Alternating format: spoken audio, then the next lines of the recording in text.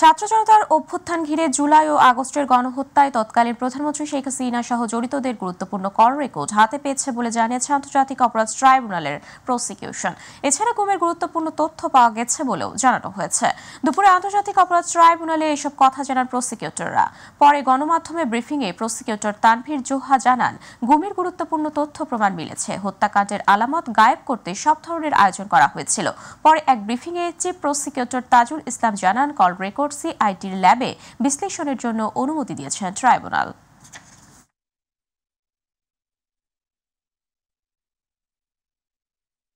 জানেন, বিভিন্ন voice recording যেগুলো ফ্ল্যাশ হয়ে যাচ্ছে, এগুলো অথেন্টিকেসি প্রমাণ করার জন্য আমরা এনটিএমসি থেকে, ন্যাশনাল টেলিকমিউনিকেশন মনিটরিং সেন্টার থেকে যে ভয়েস ক্লিপিংগুলো নিয়েছি, এগুলো যাচাই করার জন্য আমরা সিআইডির প্রতি একটা নির্দেশনা ট্রাইব্যুনালে চেয়েছিলাম।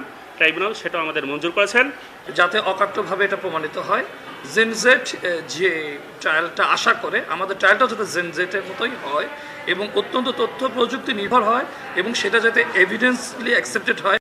কেউ যেন অন্য কোনো অর্থে, অন্য কোনোভাবে এই উপাদানকে প্রশ্নবিদ্ধ না করতে পারে, এর জন্য আমরা সোচ্চার আছি এবং এটা একটা অকাট্য প্রমাণ এবং সত্য।